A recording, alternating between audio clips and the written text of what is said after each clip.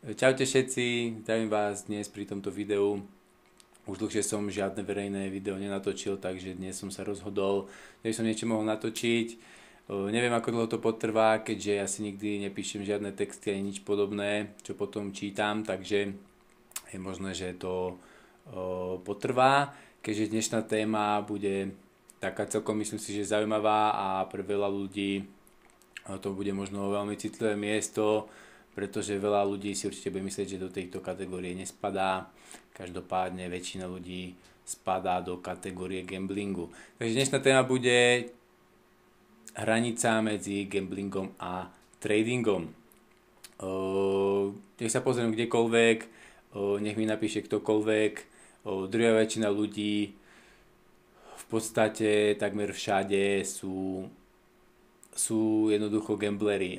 Či sú to začínajúci tradery, či sú to pokročilí alebo skúsení tradery, či sú to predajcovia kurzov, či sú to rôzne články a rôzne veci. Väčšina z týchto vecí spadá bohužiaľ za tú hranicu toho gamblingu a tá realita je jednoducho taká, aká je.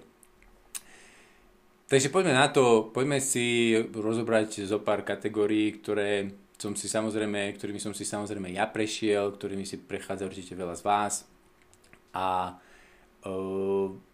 veľa z vás stále veria a dúfa, že toto je tá správna cesta, že takto to môže ísť a pritom tá realita je bohužiaľ úplne iná. Takže prvá kategória je úplne jednoduchá, sú to ľudia, ktorí sú väčšiní klikači a ktorí si myslia, že klikaním čím viac, tým lepšie. Keď budú klikať veľa, tak veľa zarobia.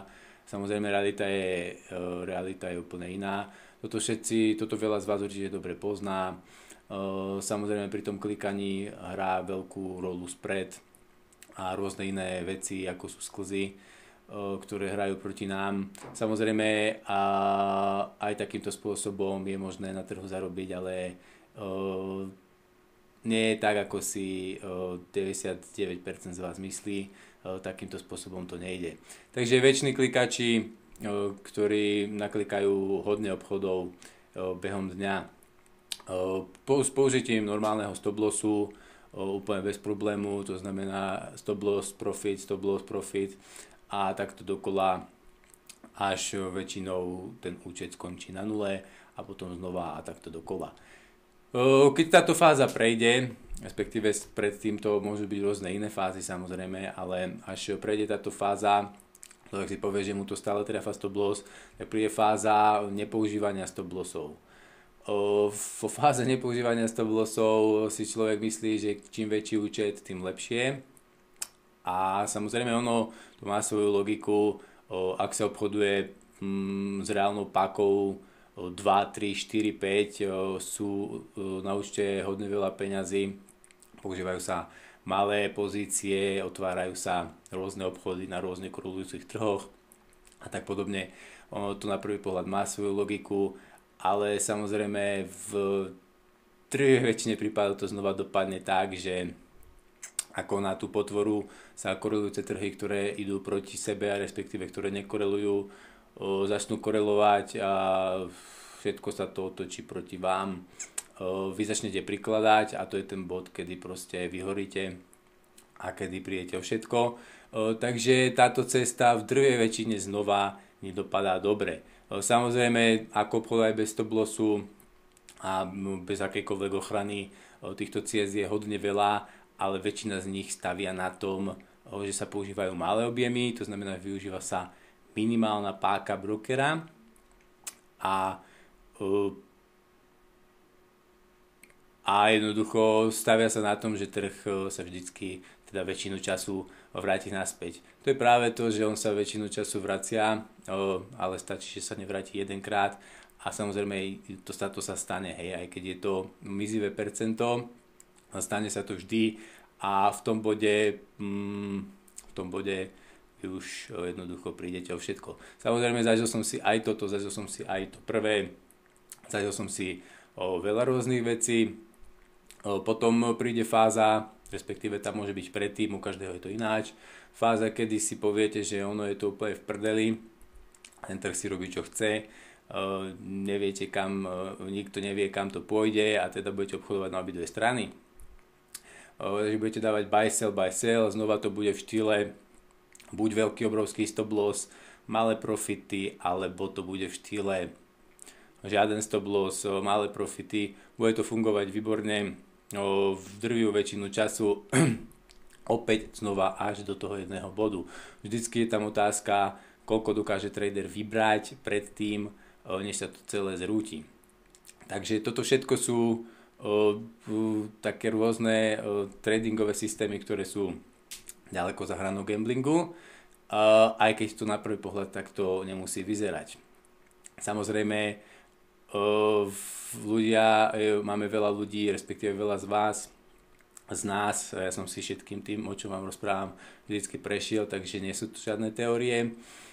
Si myslí, že keď bude obchodovať rôzne paterny, rôzne indikátory, majú rôzne veci, štatistické výhody, ktoré ich trhu budú držať, tak to bude fungovať práve u nich veľmi dlhú dobu. Realita je znova opäť taká, že väčšinou je to tak, že tú statistickú výhodu v tom trhu nájdete už v bode, keď sa chýli ku koncu, to znamená, využijete možno nejaký posledný dobeh toho, kedy to končí, alebo ak máte šťastie, tak sa k tomu môžete dostať ešte na začiatku a pár rokov sa na tom zväziete, ale bohužiaľ väčšinou je to už na tom konci, samozrejme, alebo už úplne keď je to v prdeli a vy chytíte už len tú stratovú fázu, takže znova to dopadne špatne. Potom môžete ísť ďalej a tí z vás, ktorí majú väčší kapitál, premýšľajú celkom, tak porozumejú tomu, že možno v bode, keď nebudú používať žiadnu páku, tak majú asi najväčšie šance, čo je v podstate aj celkom pravda. Jednoducho, ak nebudete používať páku, tak vás trh nikdy nevyhodí. Musel by skrachovať, aby ste prišli o všetko. Ale dostanete sa do bodu, v ktorom samozrejme nemôžete robiť žiadne vysnívané stovky percent alebo tisícky percent. Samozrejme na začiatku každý z nás chce tisícky percent určite. Zistíte, že žiadne tisícky ani stovky percent tam nie sú a že je tam tak možno 20% ročne a vy pritom strávite a do tej doby, kým sa do tohto bodu dostanete, tak ste strávili pritom 10 000 hodín, strávite pritom ďalšie 1000 hodín a budete robiť 20% alebo 10 alebo 15 alebo 30% ročne, čo nie je žiadna výhra a môžete si kľudne nakúpiť nejaký akciový index vždycky pri nejakom prepade raz za 10 rokov a budete mať výsledok v podstate rovnaký bez toho, aby ste venovali vôbec nejaký čas tradingu a budete investorom. Takže toto je už taká fáza, ktorá nie je úplne gamblerská, každopádne stále tam budú nutkania robiť veci, ktoré nie sú dobré a práve tieto nutkania, ktoré vás často prinútia použiť vyššiu páku a jednoducho keď to pôjde proti, tak si prikúpiť na lepšej cene a tak ďalej. Tak to dopadne nakoniec vždycky špatne. Vždycky keď sa pozerám okolo a čítam niekde nejaký článok alebo nejakú diskusiu alebo mi niekto napíše, tak sa zamýšľam nad tým, aký bol ten pôvodný zámer, prečo ľudia začali s obchodovaním a ako to teraz vyzerá. Na začiatku určite bolo vždy to, že chcete mať slobodu, voľnosť, chcete si byť pánom svojho času a tak ďalej. Všetky tieto rozprávky, na ktoré nás ťahajú brokery, väčšinou brokery, a väčšinou sú tí brokery s tým tvrdým marketingom, ktorí sú samozrejme všetko brokery typu kasíno, to znamená, že obchodujete vždycky len proti brokerovi, čo má samozrejme aj svoje výhody, ale toto teraz nie je téma tohto videa. Vždycky v tomto bode sa teda zamyslím nad tým, prečo sú tí ľudia tam, kde sú a ako sa tie pôvodné zámery a ciele zmenili. Ak chcete podnikať z pláže a rôzne iné nezmysly, na ktoré nás ľudia ťahajú, kurzy a rôzne aj brokery aj všetci naokolo, tak to je samozrejme pekná predstava, ale ak budete intradenne klikať a budete potrebovať pri grafe 5 hodín denne, tak asi to nebude moc pekný život. Môžem vám povedať, že to intradenné obchodovanie, aj keď veľa ľuďom vyhovuje, veľa ľuďom, poznám ľudí, ktorým to vyhovuje, ale aj tak viem a som presvedčený o tom, že tie výsledky budú dlhodobo hodne špatné. Z toho jedného pohľadu samozrejme existujú pohľady, ktoré zabezpečia, aby aj to intradenné obchodovanie bolo veľmi dobré. Každopádne môžem vám garantovať, že väčšina z vás v tomto takto na to nepozeráte a určite to takto nerobíte. Každopádne takýmto spôsobom, kedy musíte byť pri grafe 5-8 hodín denne, tak ako neviem, takýto život mne osobne to absolútne nevyhovuje. Je to strašne stresujúce, vyžaduje si to veľa času, energie a aj napriek tomu tu všade okolo vidím, a sú tu rôzni ľudia, ktorí predávajú kurzy tohto typu alebo vyučujú, mentorujú ľudí k takémuto obchodovaniu už hodne dlho a realita bude taká, že pravdepodobne, ale realita bude taká, že to, čo na tých kurzoch zarobia, tak potom pregamblujú práve pri tom tradingu, ktorý robia. A bohužiaľ takto to chodí a tí ľudia, ktorí do tohto spadnú, tak je veľmi ťažké sa z toho dostať. Je to ako keď gambler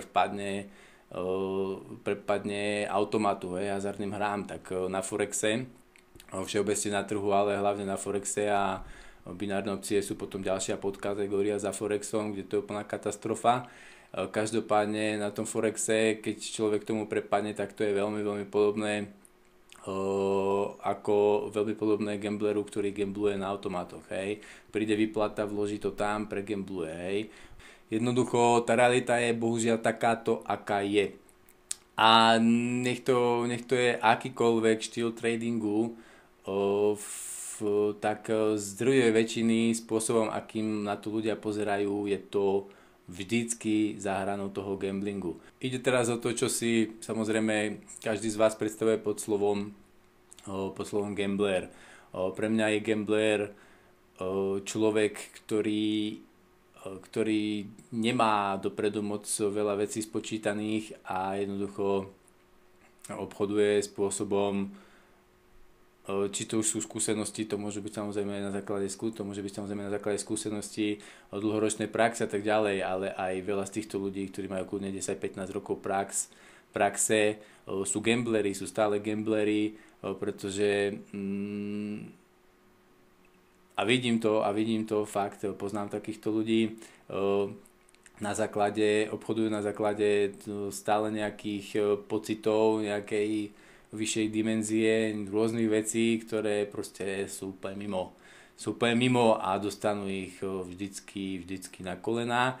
Maximálne ich tam môžu držať niekde okolo nuly a v podstate človek, ktorý sa dokáže držať okolo nuly a obchoduje celkom veľa, tak je už dobrý trader. V banke by takýto človek bol veľmi vážený, pretože tam stačia takíto ľudia. Každopádne banky fungujú trošku ináč a ak pochopíte ako, tak môžete v podstate fungovať podobne, ale toto zasa nie je téma tohto videa, ani by som to verejne nemohol nejako šíriť, takže to ani robiť nebudem. Každopádne chcel som týmto videom povedať to, že tá hrana medzi gamblingom a tradingom je veľmi, veľmi tenká a drvivá väčšina ľudí a aj väčšina ľudí, ktorí si myslia, že nie sú za tou hranou, tak za tou hranou bohužiaľ sú. Nech je to akýkoľvek systém od price action, cez klasické technické analýzy, cez footprint, market profile, cez rôzne grid prikupovače, martingale, prikupovanie do protismeru, proti trhu, čakanie na otočku, modlenie sa, to sú veľmi časté samozrejme veci. Verenie tomu, že jednoducho trh pôjde okolo. Na týchto veciach sa stavajú veľmi dobré systémy, ktoré krásne fungujú drvivú väčšinu času. A, a nakoniec vždy príde ten bod zlomu a ide o to, koľko človek dokáže vybrať predtým, než ten bod zlomu príde. Bohužiaľ väčšina ľudí, ktorí to takto robí, to vidí trošku ináč a nevidí to tak, ako to vidím ja. A stále veria, že jednoducho to bude dobré a im to vydrží a oni z toho vidú ako víťazí. Potom do toho zapoja ešte hodne ľudí, či už cielene alebo necielene, väčšinou necielene a pripravia ich o hodne peniaz, ale to už je znova nejaký iný príbeh. Dobre, takže ja som rád, že som po dlhšej dobe natočil nejaké video, ja verím, že sa tam veľa z vás vidí v tomto modeli a verím, že to možno niektorým z vás trošku prehovorí do duše, aby ste sa možno zamysleli nad nejakými inými vecami, možno zamysleli nad tým, že existujú aj iné spôsoby obchodovania a že väčšina tých, ktorí na trhu zarábajú, tak sú v štýle takého market makingu a nie tradingu typu trafím smer a uvidím, či to vidia alebo nevidie. Každopádne tieto veci tu určite rozoberať nebudem. Ak by ste kľudne mali na mňa nejaké otázky, ak by ste chceli poradiť, pomôcť, či už ste na trhu pol roka, alebo ste tu 15 rokov, tak mi kľudne napíšte mailom na Facebooku alebo kdekoľvek. Ja vám milé rád poradím, ak budem mať čas, tak určite veľmi rád, pretože môj trading mi zaberá minimum času a keby som vlastne nerobil toto k tomu, tak sa asi poskladám na tej stoličke aj všade, lebo je to strašná nuda potom, hej. Časami, kedy som bol gambler a bol som teda veľký gambler a gambler za cudzie prachy, tak tým som si už prešiel, tým všetkým už som si prešiel, zažil som si zostupy, pády, veľké pády a kým sa človek dostane do toho bodu, že vie, čo robí a pochopí ten trh, pochopí, o čo tam vlastne ide a overí si to, pretože myslieť si, že je niečo tak, ako je a overiť si to sú dve rozdielne veci. Jedna sa volá verím a druhá sa volá viem a teda ja viem, ako to je a človek, keď už vie, ako to je, tak to funguje všetko úplne inak. Takže nech sa vám darí tradingu, nech sa vám darí celkovo v živote. Určite mi napíšte, keď budete niečo potrebovať. Majte sa a držte sa.